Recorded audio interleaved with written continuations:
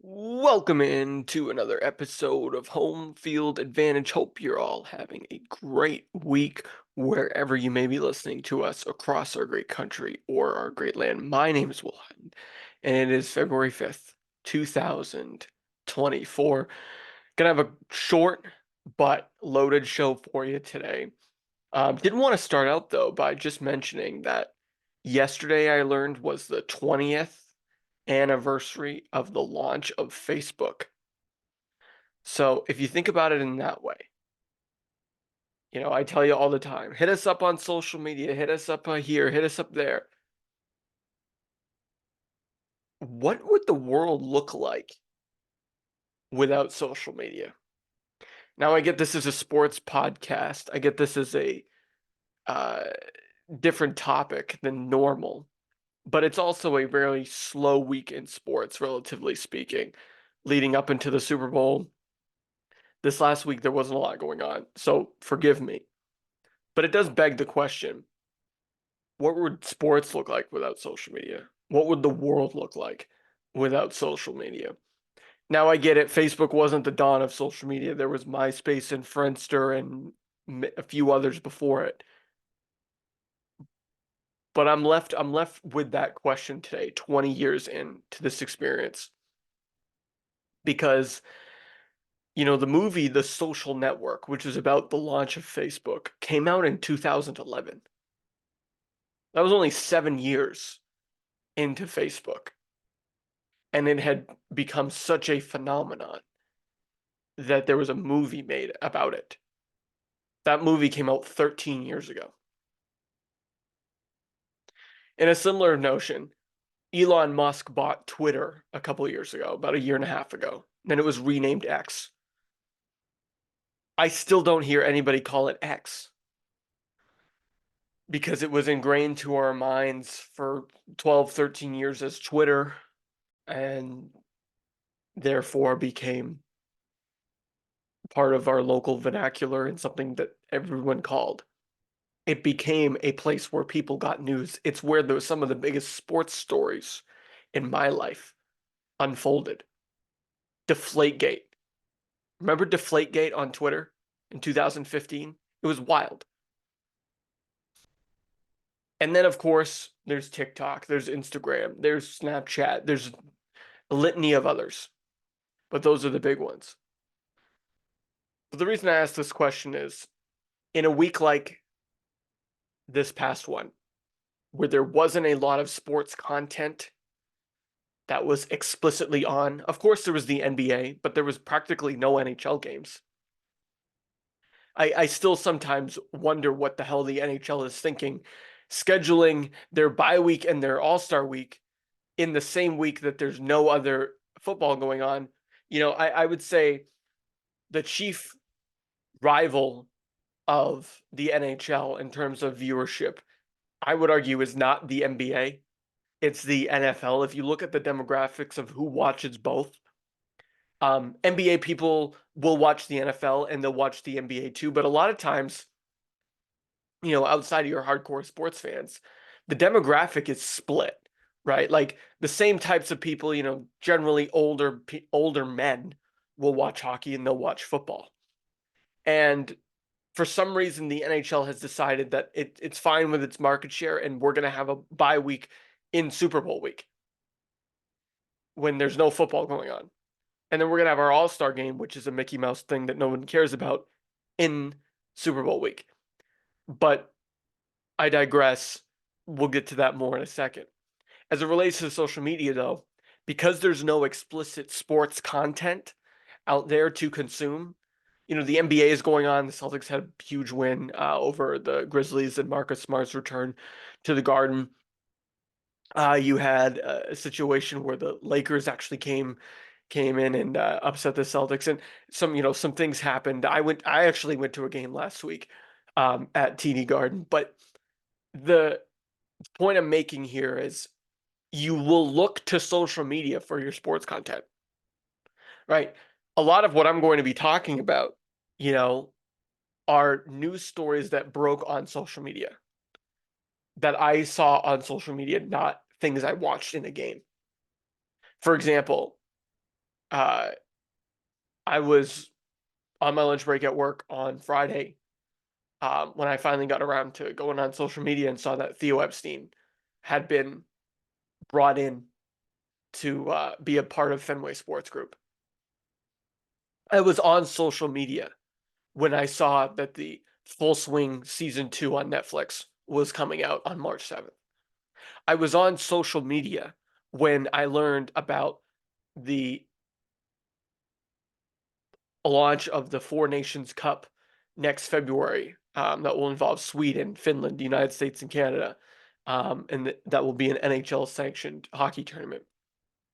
I was on social media when I learned that MetLife Stadium was hosting the World Cup final in 2026. So these are the things that social media does in the sports world. In a traditional pre-social media world, I would have probably watched Sports Center in the morning. Sports Center would have been a lot more relevant, to be quite honest. I mean, I like Scott Van Pelt, I like Paul Wright, I like Randy Scott, I like, L. Duncan. A lot of the people that, still anchor the ESPN programming, I could be dating myself here, they're dynamite. But, Steve Levy and Stuart Scott, rest in peace, and Dan Patrick and Keith Olbermann, God forbid, they're all not at ESPN doing that anymore. There's not a demand for that anymore. I probably would have had to watch a highlight show on a local sports regional network that no longer exists, right? Those are the kind of things that have forever been changed by social media. So it's more than just a place for cat videos and memes. It's become a news source in the sports world, for better or for worse. So I just wanted to start off with that. I'm, of course, now going to get to all those topics that I listed, that I learned about. And the first is that Theo's coming back to Fenway Sports Group. Now, I'm a little bit split here, and here's why. I love Theo Epstein. He's probably my favorite baseball executive ever. He was the architect, of course, behind the first 2 World Series championships that the Red Sox accomplished in my lifetime. He's a local kid from New England, much like Ben Cherington was, right? And he rose to prominence and delivered a World Series for the Red Sox. He was also a super bright guy, ended up breaking the curse in Chicago as well, and is a renowned baseball executive. He's been taking some time off, getting into, from the baseball side of things, getting into other sports business ventures. And this return to Fenway Sports Group, you would think, would be something that we could all celebrate, of course. Theo Epstein, returning to Boston in some respects, where it all began and where the curse was reversed and all this great stuff. Problem is, I'm afraid this is a bait and switch. Um, there's a school of thought that it's a pathway to ownership. That's what I was hoping. It would be great if someday Theo could own the team. Or at least have a majority stake, enough to be in charge of decision making. But I am I am of the opinion that that school of thought, after thinking about it for a long time, isn't what's going on. I think what's going on is this just another Red Sox bait and switch. Um, Theo will be the guy apparently in the ear of Craig Breslow or John Henry or Tom Werner or Sam Kennedy or a combination of the 4. But when push comes to shove, it's still Fenway Sports Group's team, and he's not enough of a stakeholder to really sway financial decisions. Like, now look, if there's any guy that's going to come in and do that, maybe it's Theo Epstein, and this is where some of the positivity comes from. But think about what would have to happen for that to become a reality. The ownership, who has been in charge of the Red Sox and has made all these poor decisions and had no philosophy and no strategy, have, I guess, possibly realized that. But in order for it to really make a difference, they would have to admit they're wrong and that they made a mistake. Like, if they were to allow Theo Epstein to influence Breslow or anybody else, that would almost be admitting to, I made a mistake, which we've seen with the other team in town that's been going through some uh, turmoil recently, the management isn't gonna just willy nilly accept, accountability for the things that go wrong. Robert Kraft passed the buck to Bill Belichick, and Bill Belichick ultimately was never even fired. It was a mutual parting of ways, apparently. And Kraft was right there to, kiss his rings on the way out. I mean, it was a amicable ending for in for most respects. And no one was really truly held accountable for the the Tom Brady decision, because fans will rightly point to Bill pushing Tom out, but it is Kraft who owns the team, and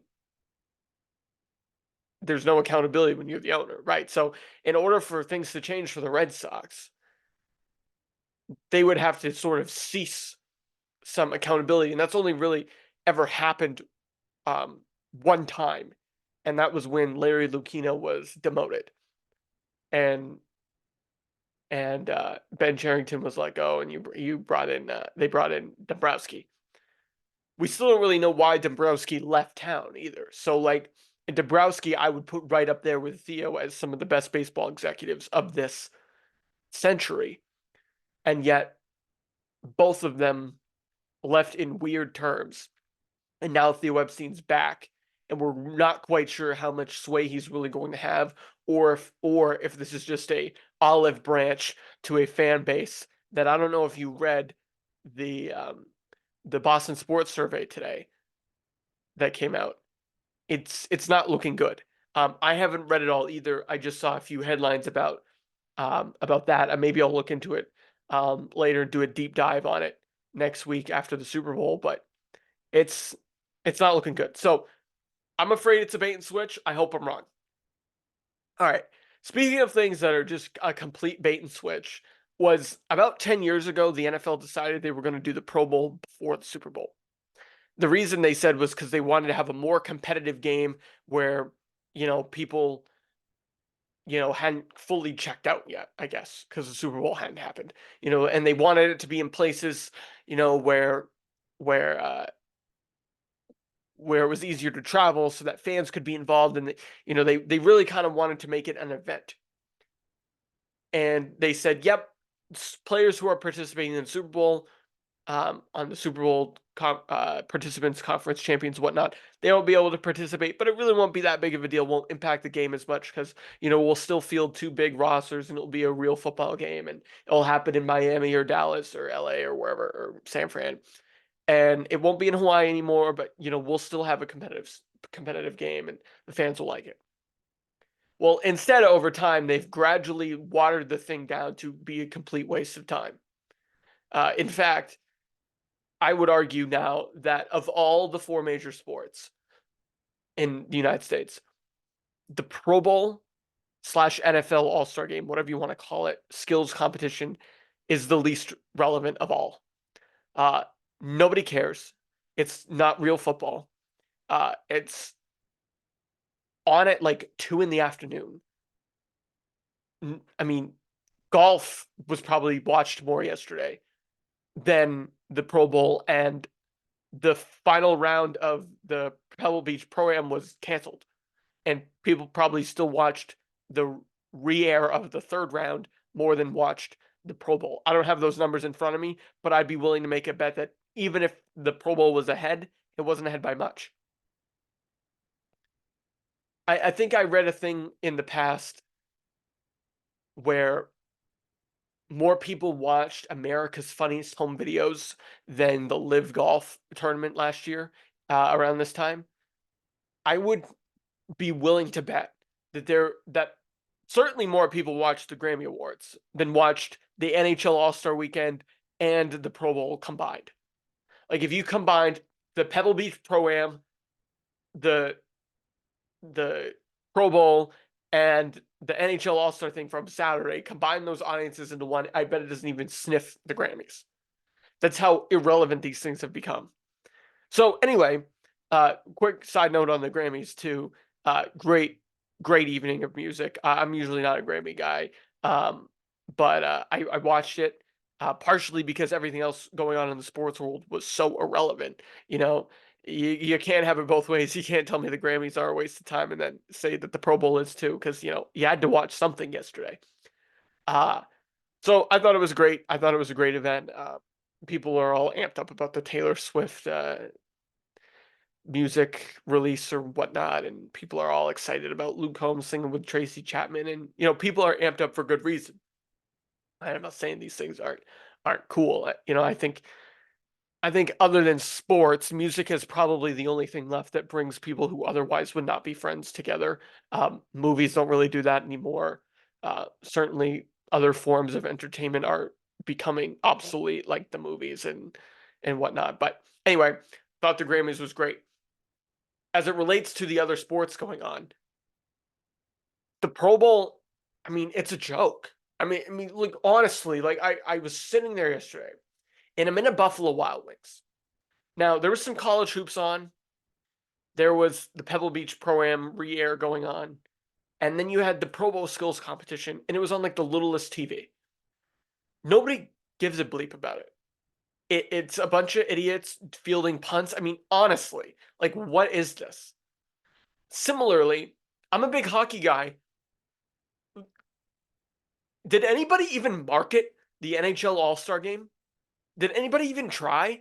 Like it was in Toronto, but like did anybody care? Did you ever see an ad for it? Did you ever see same with the Pro Bowl. Like did anybody see anything? It's lost its buzz. Nobody gives a damn.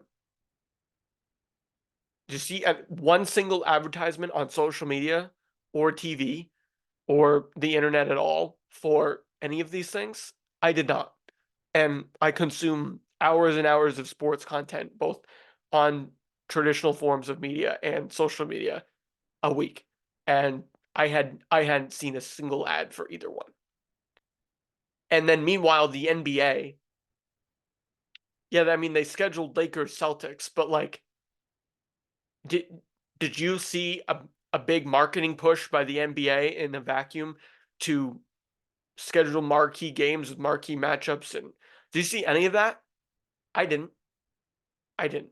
So anyway, reason I bring this all up is I thought it was a massive whiff on behalf of the sports leagues and entities, and I think that the NFL people complain about the Super Bowl being like too big, and that oh my god, like people who aren't sports people complain about oh it's not interesting, or I don't like it, I don't like it. I don't like football. Why are we caring so much about the Super Bowl? It's not even on until next week. But yet in that week, the other sports leagues don't do anything about it. Now, look, maybe nobody wanted to go up against the Grammys. I get that. I'm not an idiot. I understand advertising. But like for Saturday night, for there to be nothing of like huge value, like the NHL All-Star game should be at 8 p.m. Why was it at 3 o'clock in the afternoon on Saturday? Similarly, the Pro Bowl, if you're gonna put the Pro Bowl on a Sunday, put it at like 4 o'clock so that it finishes. And look, maybe it was, maybe I just didn't care enough. But like, market it. If you're gonna put it in the afternoon ahead of the Grammys, CBS is a huge NFL stakeholder. Market the damn thing, and don't shove it on NFL Network. What are you doing? Like, if CBS is getting the Grammys, put the Pro Bowl on Fox before the. If CBS is busy with golf and the Grammys, put the Pro Bowl on Fox or ESPN or something that people have. Don't bury it on a streaming service that no one gives a damn about. So anyway, I just think the sports world completely drops the ball, pun intended, sometimes when it comes to these events. And I don't get paid millions of dollars or hundreds of thousands of dollars to come up with these things like a lot of these people do. And I can tell you that the average fan wants something to consume, right? I think it was it Phil Knight that said content is king. Somebody said content is king. I forget who, but maybe it was Walt Disney. I have no idea. I'll look it up later. But content is king, right? Well, promote it, make better content. I don't know, do something. Because some guy I've never heard of fielding punts or Jason Kelsey hiking a ball through a hoop is just not it for me. And I'm sure a lot of sports fans and hardcore NFL fans feel the same. Similarly, the NHL skills competition is neat, but this whole like Team McDavid, Team McKinnon thing is lousy, and I think it's boring. I think the NHL is better off leaning into what they're leaning into now, and so I will give them kudos here. They're going to do a Four Nations Cup next winter. It's going to include the United States, Canada, Sweden, and Finland.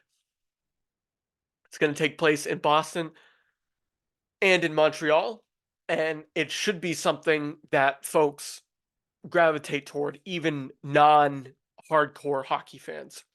What needs to happen, though, and I am saying this from the rooftops, this needs to be an ESPN product. I haven't fully read the press release. I will admit I'm unprepared.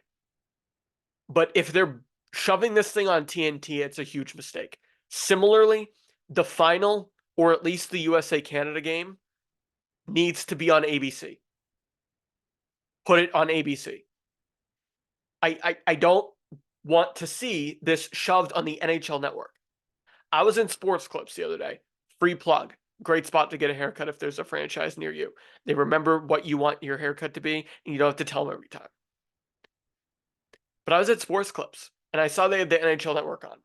And I saw that the NHL Network was hosting the or showing the rivalry series between the women's Canada team and women's US team, which is a great rivalry if you pay attention to international hockey. The Canadian men and women, the Canadian women go at it with the American women all the time. And look, the Canadian men and the American men are going to do it next February. But it's a great product. It was on NHL Network. Unless you have some sort of enhanced streaming package or you have satellite TV, you're not getting that channel. So the NHL needs to take notes here and put this Four Nations Cup on ABC. The final needs to be on ABC. And the men's Canada versus USA game needs to be on ABC. If they don't do that, it's a huge missed opportunity. Because, look, I love our friends to the north. There's only 30 million of them. You know, so the money for this tournament is going to be made in the United States. There's 375 million of us or something like that.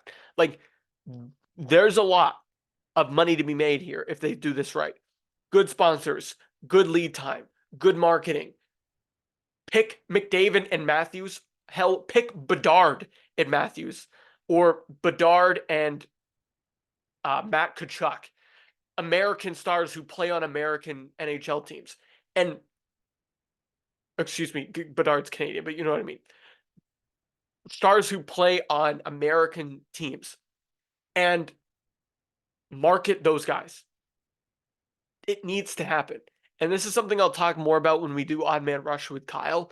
But this cannot be another one, like nothing burger NHL tournament like the one they had years ago. I think 2016. It was a nothing burger. You could never watch it. It was hard to find. It was on at weird times. This needs to be a marquee event. And if you're gonna, I think they should do this in place of an All-Star game every year. And quite frankly, I don't know what happened. I don't know why the Czech Republic and like Germany or Switzerland or another European country aren't involved. I get why they're still sheepish about Russia, of course. But like, this should be a thing every year, like, or at least every other year. They should rotate between an all-star game and this every other year. Like, you should have odd years be this and even years be the all-star game, like, or vice versa. Like, it has to happen this way in order for this to have legs. And look, that having only 4 countries is a little bit unfortunate to me. It'd be nice if like Switzerland, Germany, Czech Republic could get, or Czechia as it's called now, could get in there. I think that would be better because like you have a lot of stars in the league. David Pastrnak, of course, who aren't a resident of those 4 countries. But even so, this is a good step, and it also is good that you're going to have best on best in the Olympics too. So I think the NHL is leaning into this, but what they cannot do is go by way of the NBA play-in tournament and lean into something and then completely mismanage the hype around it. Like, they cannot deal with some sort of half-ass approach to promoting this tournament. It has to be their marquee product, and like, use the Winter Classic to do it. Use the Stadium Series to do it. Use the Heritage Classic up in Canada to do it. I mean, you don't have to market this to Canadians. Canadians are going to eat this thing up. I mean, they watch a bunch of 18-year-olds play every year like it's the FIFA World Cup. The Canadians are going to eat this up, and good for them for understanding how it's going to be a great product. But as I said, the money from this tournament is going to be made on this side of the border. And if the NHL gets lazy with its American television products, they're going to regret it. And I guess that's all I have to say about that. Now, speaking of regret, the World Cup for soccer is not for another 2.5 years. But I am beginning to grow concerned after reading that MetLife Stadium is hosting the final. Now, when I had Ricker on a couple months ago, we talked about how we thought it could be in Los Angeles. I figured it was going to be at SoFi because it's huge, because it's got all the aesthetic, and because it's in LA, right? So you're going to have the stars of the stars there. That will still happen in New York. And I get why they want to have it in Eastern time, because if you have it in Pacific time, that's an extra 3 hours difference for the folks in Europe who are going to consume a lot of this. And by having it in East Coast time, you get a lot of the South American audience too, in terms of the final. Of course, the quarterfinals will happen all over the country, and then Toronto and Vancouver and Mexico City, I believe, will also get games in Canada and Mexico. But having the final at MetLife Stadium, which is a glorified parking lot in the middle of a swamp, is not a great aesthetic. This tournament has historically been played at some of the best venues in the world. And after the Qatar debacle a couple of years ago, I was really hopeful that the United States would take the torch. Wrong metaphor, I know, but take the torch and really do a good job here. That this World Cup between these three countries, they would pick a place that would be well received. Now, I think there are capacity requirements needed for this kind of thing, and unfortunately, Hard Rock Stadium in Miami, I don't think makes it for the final. But that would have been a great spot. Messi's arrival at Inter Miami, all kinds of things. That would have been great. LA would have been great. Vancouver did a hell of a job for the Women's World Cup in 2015. There's all kinds of places across the United States, great in Canada, great sporting venues, even Mexico City.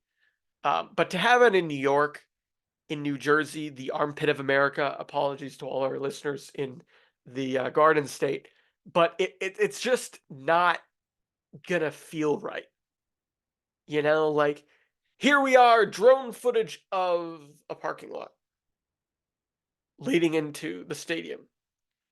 You're not gonna see, they're gonna show you the Statue of Liberty and the World Trade Center and the Empire State Building. They're not gonna show you that. But for the hundreds of thousands of people that flock to East Rutherford, New Jersey for this event, I hate to break it to you, but you're going to be disappointed. And so for that, I think that's another big whiff. I hate to end on such a negative note, but that is all I had. The good news is that hockey is getting their head on straight when it comes to these international tournaments. They're leaning more toward the soccer method, which is make international tournaments mean a lot to drum up interest in club teams around the world. You know, for example, and leverage the club teams to drum up interest. The soccer has a great symbiotic relationship between the club side of things and the international side of things. I think hockey should get into that too. As far as football is American football is concerned, I think they should just completely scrap the Pro Bowl and give everybody what they want,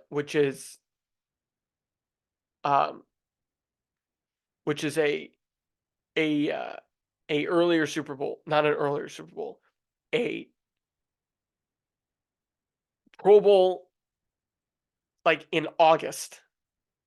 No, then people wouldn't care. I guess I don't have a football solution because in August no one's gonna want to get hurt. Just do it after the Super Bowl. Actually, that's my solution. Don't scrap the Pro Bowl. Keep it. This is what I get for thinking out loud. Keep it and put it at the end of the season where it used to be, where it had not meeting, but it was fun at least. It was in Hawaii. It was after the season. People actually gave a shit and people had fun. Now it seems like the players have fun, but like the fans are sort of like wondering what they should be doing. At least that's what it looked like on TV. So hate to be all negative. I hope I'm wrong about a lot of things. I hope all these things hit and do well. And by the way, I don't know if I mentioned this, uh, and I'm trying to stay positive, but it's February 5th. I should have led with this. It's also Truck Day. Um, Truck Day was a lot more meaningful when, I was playing baseball and it was sort of like a signal that we were getting close to like my real baseball season. Truck Day now, which for those of you who don't know is when the Red Sox load up a bunch of equipment and drive it to Florida, doesn't have quite the same ring to it when you tell us you're going to go full throttle and then you admit you want to cut payroll. But we'll see. It's Truck Day. Everybody get your sunglasses on and get ready to see what spring training has to offer. All right, that's all I have to offer on this episode of Home Field Advantage. Appreciate you all tuning in. As always, you can subscribe to us wherever you listen to podcasts. And if you're watching on the YouTube feed, you can drop below, subscribe to us there. You could also, like I said at the beginning, follow us on socials at Homefield Pod on both Twitter and Instagram. You can also follow us on Facebook. Home Field Advantage with Will Highland is the name of the page. But until next time, I hope you all have a great rest of your week. Stay tuned. I'll be here Thursday with my Super Bowl pick. So stay tuned there. But I hope you all have a great rest of your week. You've been listening to Home Field Advantage.